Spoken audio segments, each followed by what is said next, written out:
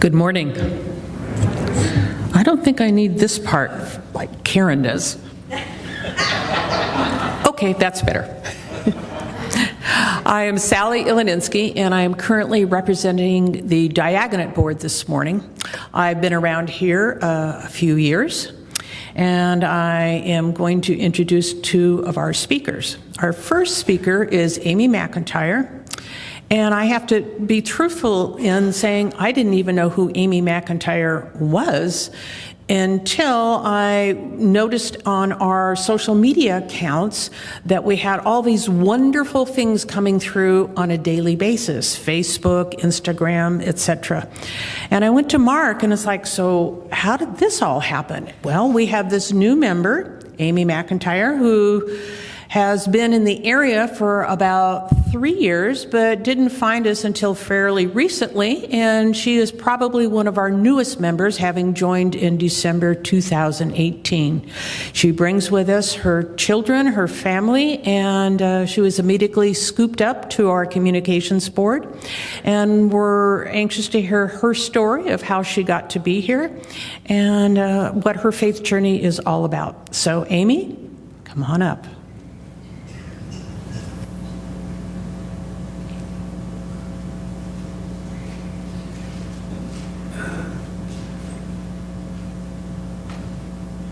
Good morning. So the theme, and I apologize if you see me taking videos all the time, but it's for social media, for our church. So I'm sorry if my iPhone gets in your way of enjoying a moment from time to time. So the theme for lay speaker is to share your faith journey. For me, my faith journey begins with my grandma, Eleanor Decking. When I was 3 years old, my mom and I moved in with my grandma, and we began to attend her church, which was also the church of my mom's childhood. Everyone at church knew my grandma and my mom.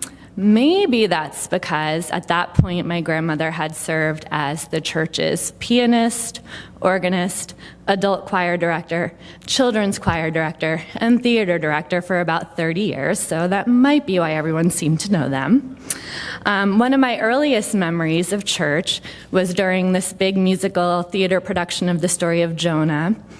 My grandmother messed up a line that had been giving her a lot of trouble at home as she practiced, and I said, Grandma, you said it wrong. And I promise not to do that during Creek Bank if my kids mess up their lines. But we laughed about it for years to come. There were many Sundays afternoons that we spent at church, at bazaars, plays, potlucks.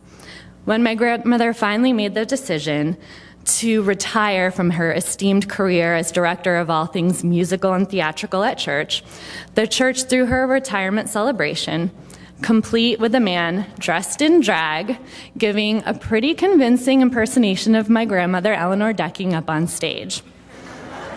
So my grandmother really laid the foundation of what faith means for both my mother and myself.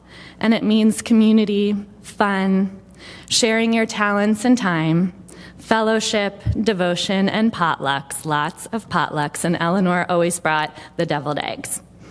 When my mom and I moved into our own home, we found our own church with a similar family feel. There was Sunday school, children's choir, youth group.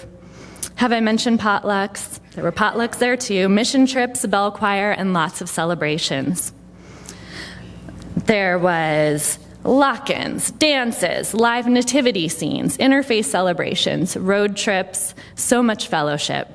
My faith built upon that foundation laid by Eleanor as my mother and I gave of our time and talents and grew closer to our church community and to God.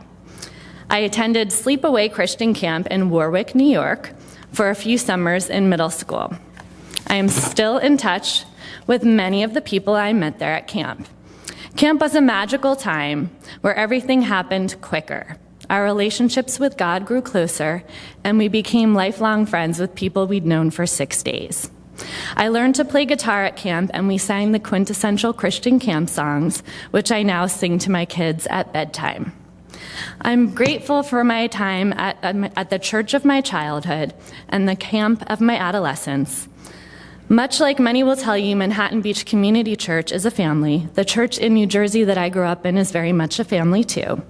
I recently went back for the first time in 10 years and recognized so many faces. They recognized me too, and were genuinely so happy to meet my children and to see me again. And I was genuinely so happy to know that I still looked somewhat recognizable after 10 years. So, up until the point of going off to college, I guess what you really need to know is this. I grew up knowing I was loved, not only by my parents, but by God and my church family. And knowing that love was behind me allowed me to feel confident to be myself, to take risks in my personal life and my professional life. It made all the difference in the world for me, and I hope my children can grow feeling as assured in the love that surrounds them. As a young adult, there was lots of transitions: college, living on my own in New York City, getting married, moving from Brooklyn to Pennsylvania, where it's a little more family-friendly, and having a family. Throughout all that transition, there wasn't much consistency in my church life. There was a church in Brooklyn with services in Italian, or alternatively in an Italian accent. There was a church in Manhattan with wonderful sermons, but no parking.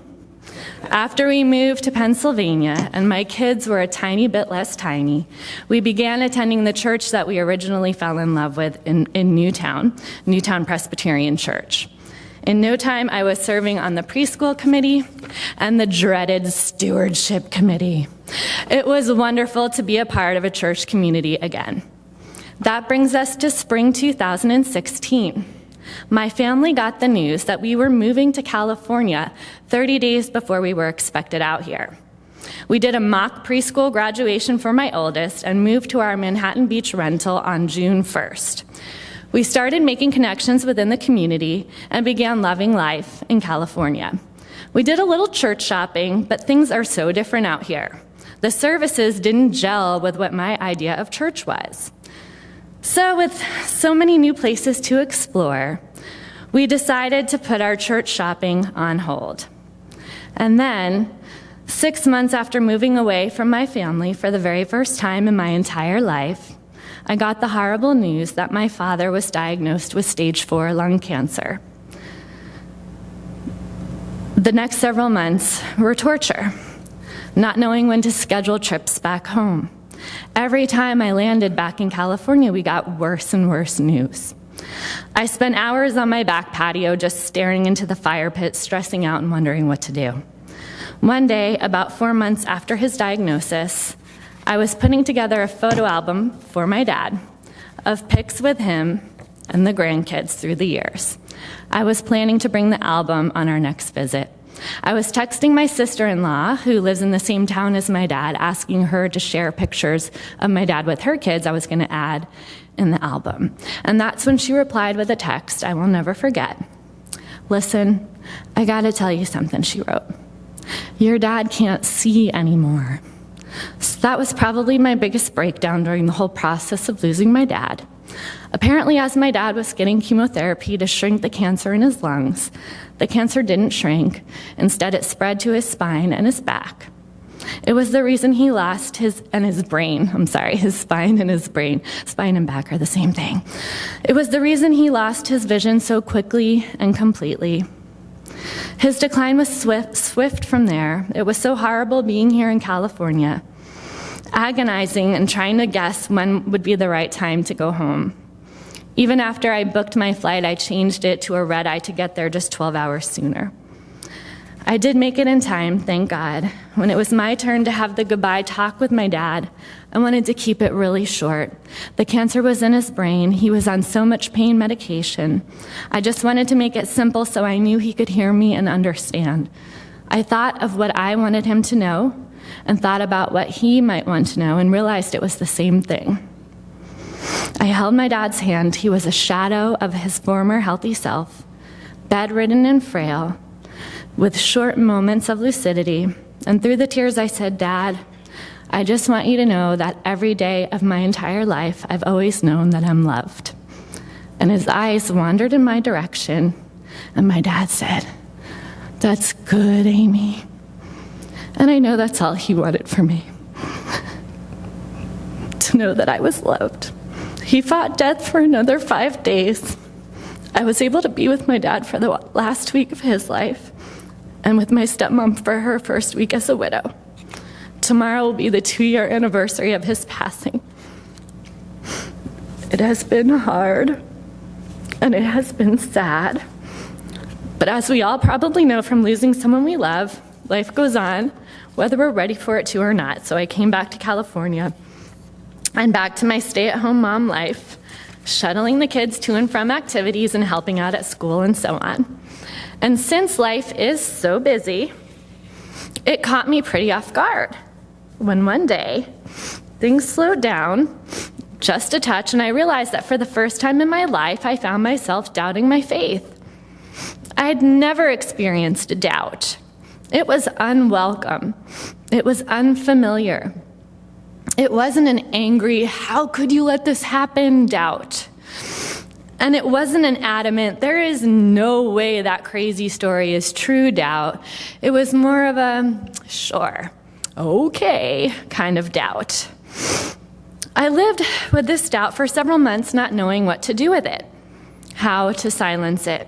Until one day I was walking on the Strand listening to an old sermon from an old church in Manhattan, and it was exactly the one I needed to hear.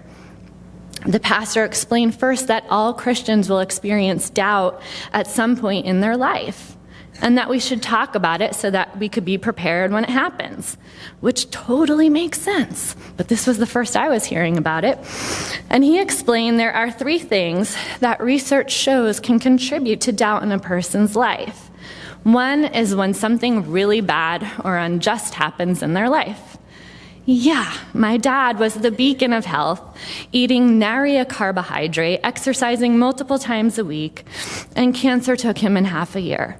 Another is when you experience a loss of community.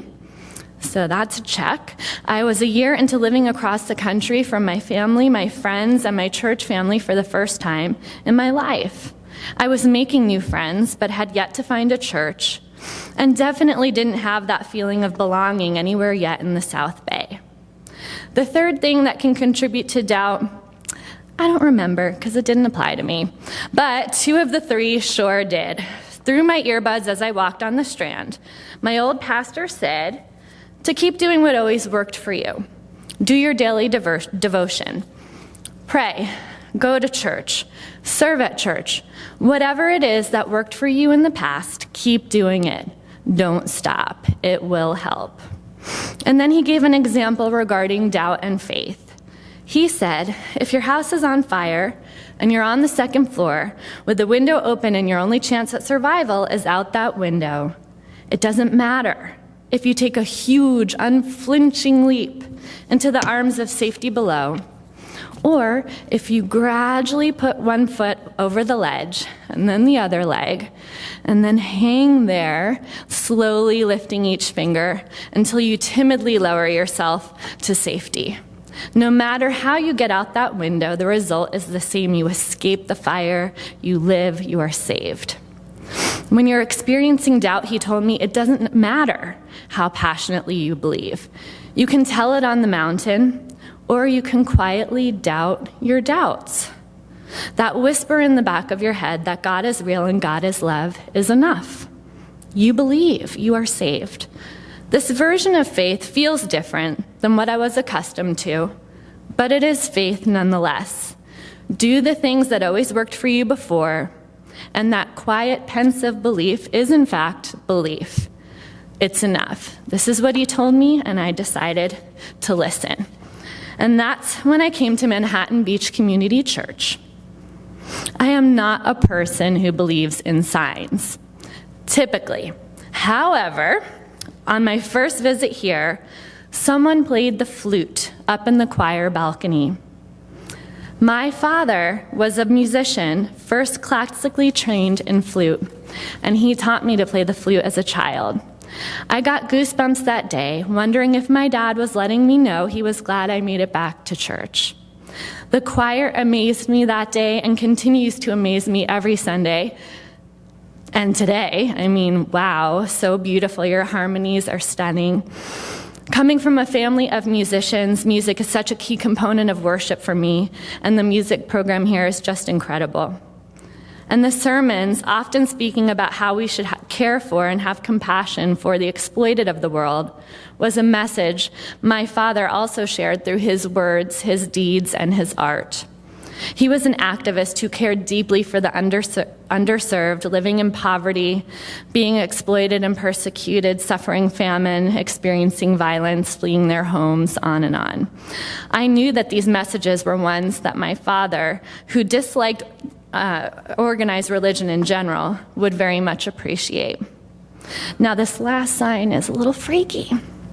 Shortly after I began coming here on April 21st, 2018, one of the hymns sung in church that day was "Joyful, Joyful, We Adore Thee." April 21st is my wedding anniversary, and that's the hymn we sang during our wedding ceremony. But the plot thickens. A year later, on April 21st, 2019, because leap year, so we got 2 Sundays in a row, we sang the same hymn. Crazy! So I was wondering, did I imagine this memory? So I emailed Nancy and asked her, do we keep archives of the bulletins? She emailed it to me.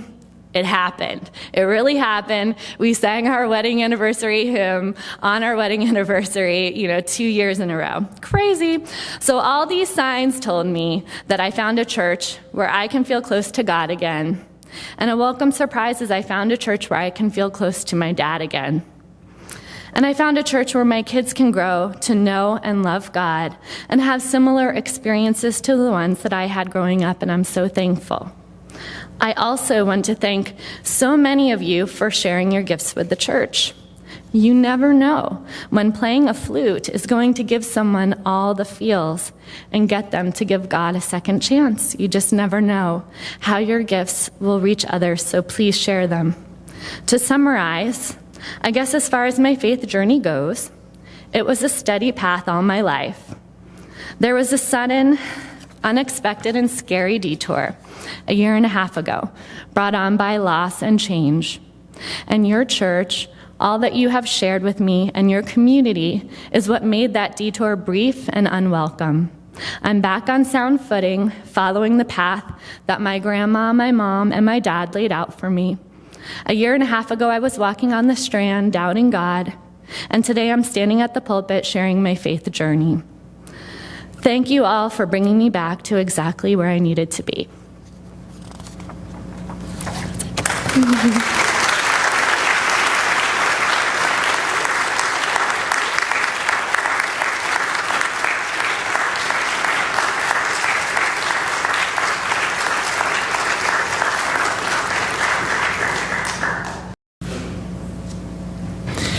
I have the pleasure of introducing our second speaker, Gary Krenz. And before I talk about him, I want to offer a personal thank you to Gary for coming in at the very last minute to be one of our lay speakers. Generally, we give our speakers a lot of notice so they can sit and think and compose. And we were fully prepared to say, no, not enough time, but Gary, thank you, Gary. So thank you for stepping up. I also heard that Gary has been practicing saying no. I mean, he's always so willing to do things. So thank you for not saying no. I first met Gary a few years back. He also is one of our newish members. And I found myself walking alongside him as we were coming in the back parking lot. And he was going to choir, and I was taking care of whatever I would be doing, whether it's ushering or whatever else. So we started chit-chatting and became friends that way. And then I found, probably a couple years ago, as Laura Summers and I were sitting in one of the pews one Sunday, we had an opening on our diagonate board. So at the end of the service, on the 5th Sunday, when there was no choir, we turned around and asked Gary, so Gary, what do you think about being on the diagonate board? And he said, sure. So we thank you for all of your gifts and your contributions to our church. Gary was born and raised just outside of Detroit, Michigan, and lived in St. Louis for 8 years before that. He graduated from Lawrence Tech in the Detroit area. He is an architect and works for a firm in Long Beach. He has many projects going at this time. He has one sister, Karen, who lives in Salt Lake City and who he defines as his best friend in life. So we come to hear Gary's story and his faith journey and how he came to be at our church.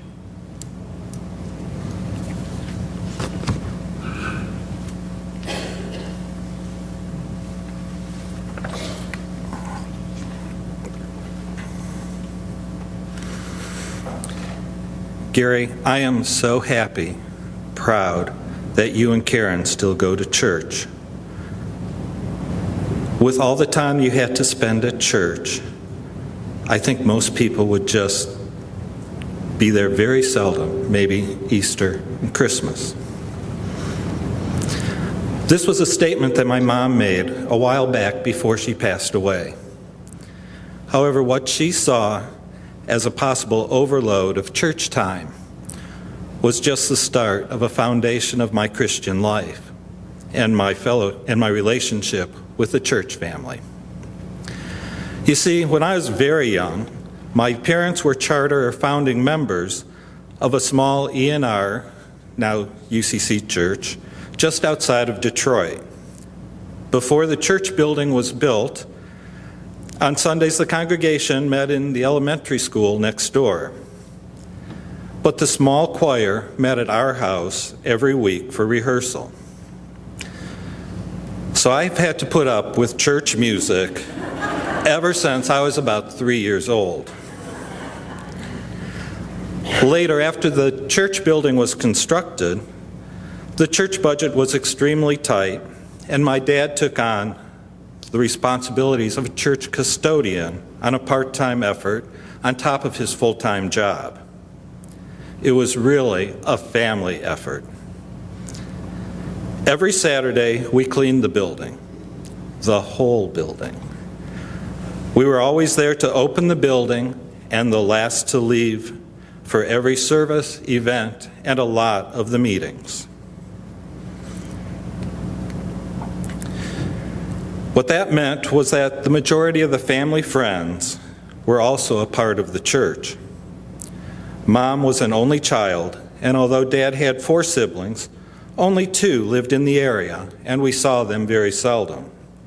So it was only natural that the church became our extended family. As I grew up, I started participating in the youth programs and singing in the choir. Since I lived at home while I went to college at Lawrence Tech, and a few years after graduating, I became an active member of that church myself, on committees, the council, adult activities such as softball and bowling. Relationships changed. My parents' friends that I grew up with were no longer just theirs but mine. Mr. and Mrs. Gress became Cal and Joanne. What my mother saw in that opening statement as a burden and obligation had become the footing, the start of a foundation for my life. When I moved to St. Louis, I did not know a soul. I had a job that I had found from combing out-of-state want ads. At that time, the economy had gotten very bad in Detroit, and I had decided it would be best to seek a life outside of my hometown. I was on my own for the first time, in a town where I did not know a soul. There was a small UCC church down the street from where my apartment was. It was the first and only church I visited. It became my church home and my family. Immediately feeling at home, I joined the choir. Building on my foundation, the structure of my life was strong and growing again. I became active not only in the choir, but in Christian education and the youth groups. And before I left, I was the church liaison as we built a small addition to the building. But the economy was shaking the structure of my life. There were payless paydays, and maybe it was time to move on. but to where? I had a couple of friends who lived in LA. I could move in with them for a bit, and the costs would be reduced. And my sister also lived in the Valley at that time. And of course, economic recessions never really hit California that hard, right? So unlike when I moved to St. Louis, for this move I had friends, a place to stay and a family, but no job. It was harder than I thought to find a job in LA, and it took me longer than I thought it would. But while in St. Louis, I had taken a class in this thing called CAD, computer-aided drawing and drafting. With this skill, I found that job that I was looking for, and that job took me a long way through my profession. Although I may not have known why I make certain decisions, like that computer class, looking back, I see that someone or something has been planning ahead for me when I may not have. But in LA, I found my friends were more of acquaintances and missed a family of faith. So I struck out checking out new churches, but finding that churches in LA are a lot different than those in the Midwest. But my sister thought I would like hers, and it would give us a chance to see each other.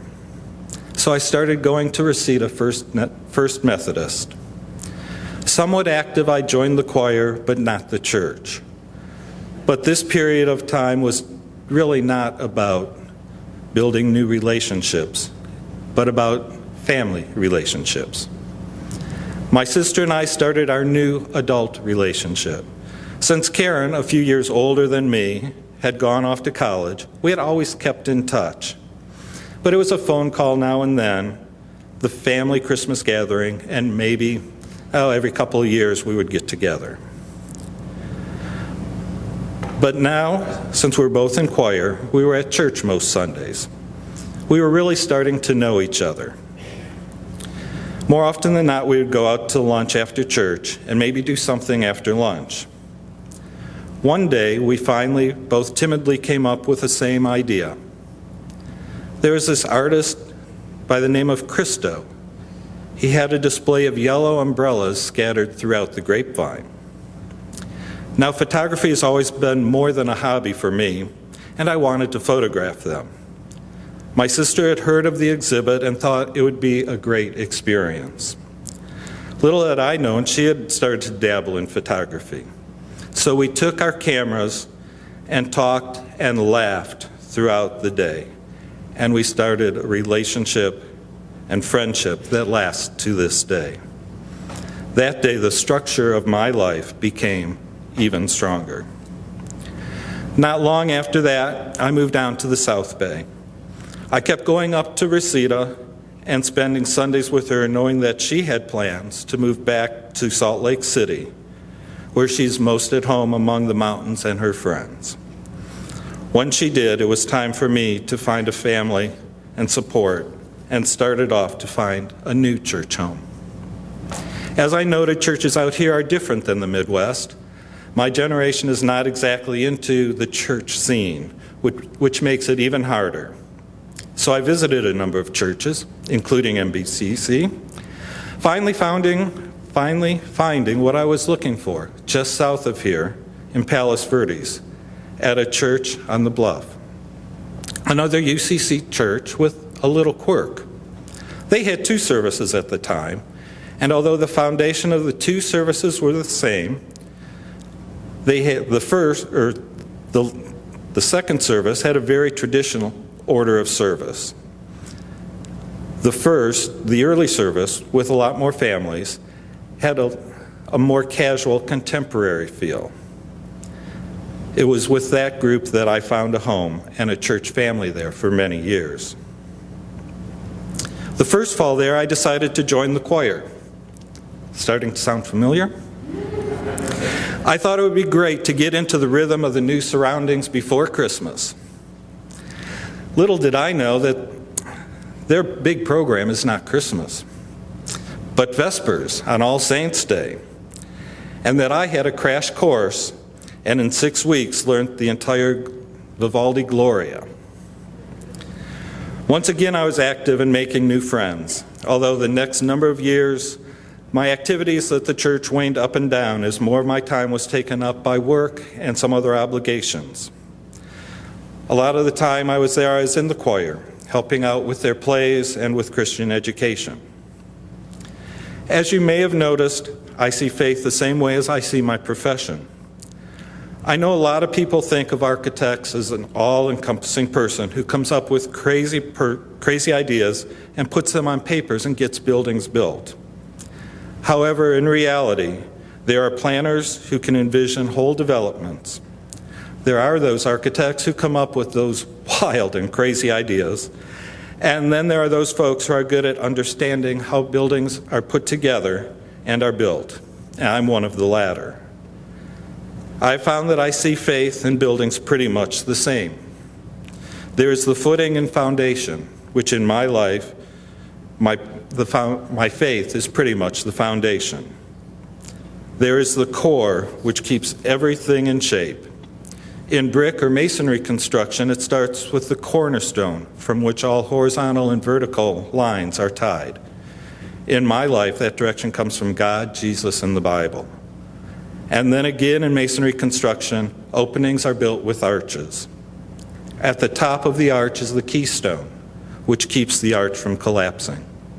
To me, this is my church family. Heading to Long Beach every day, I've been fascinated by the new Gerald Desmond Bridge. I feel it could be a visualization of my life. You see, it has really deep foundations, and from those foundations come very tall, solid towers. But then the tricky part starts. You see, it's what is called a cable-stayed bridge. All of the supporting cables go up to one of those two columns. The structure is now being built from the towers to the roadways on the east and west. They can only push 3 cross beams out on the cantilevered support before it needs another cable. Like you and I, we can only go so far without another support. I've been lucky. Mine have been Nativity, Ivy Chapel, Reseda, Neighborhood, and MBCC. I'm not one who necessarily finds the time for devotionals or prayers, but I like to find time to talk to God, and I found that if I listen, God talks to me. A few of the interesting examples. I rode the AIDS ride twice. This is a ride with 2,500 cyclists. So how did I end up on the road with no one in sight for a while to truly discover the beauty of the land between here and San Francisco and a time to talk to God? I had a chance to heli-ski. Being the last to leave the spot where we were dropped off on the mountain, there was only blue sky above and white snow below. How could I not see the grandeur of Mother Earth and a time to talk to God? On another bike ride in the middle of the desert, in the middle of the night, the only light I see are the flashing lights of other bikes in the distance and the Milky Way in the sky above. How significant are we? And in the cliff dwellings of Mesa Verde, still strong and standing after all these years since the 2nd century, speaking through the voices of those that were long gone, but left their presence to be felt. And now my journey has brought me to this church, this family. It's hard when you grow away from a church family, but that's what happened to me a few years ago. The church on the bluff no longer was listening to everyone. They tried to unite the congregation and push everyone into the traditional model. At the same time, folks who were sick and in need were no longer identified. You needed to put their name in a book of concerns. The contemporary crowd started drifting away. I wanted to stay. I wanted to help be that bridge, but it didn't seem like anybody wanted a bridge. A strict guideline for active membership was put in place, assuring that the people who had the best interest at heart would be able to steer the church in the direction they wanted. It was time to leave. So my search started anew. The easy route would have been to go to one of the two churches where most of my friends had gone, but I needed to find my own home. After a while, I found Manhattan Beach Community Church. Started sitting in the back, but moving my way up little by little. As most people do, I started sitting in the same spot, getting to know the folks around me. Sue Mayo, always greeting me during the passing of the peace. We still greet each other with that peace, and it'll always be a part of us. People taking an interest in me, like Steve Campbell, George Condi, and Reverend Mark. I had found a new family. How did I start with this new family? With the choir. I heard there was this outing to the pageants of the masters. So I contacted this person named George Jackson. Got on a bus with 40 people I didn't know, and I've never looked back. It's probably the reason that I said yes to being a part of the Welcome Statement Committee, for how we welcome others is a reflection on what goes on here. The committee talked for about 4 months and found that there are areas that we can do better. Some areas are harder, like making this building more accommodating to persons with disabilities. Others are obvious, like communicating and connecting better. We should promote the things the church does to those that we meet outside the church. But looking at our church and others in the area, in the end, I think we're pretty good at welcoming others. All this being said, I could have probably said this all in 3 lines. To all of you, no matter who you are and where you are on life's journey, thank you for making me welcome here.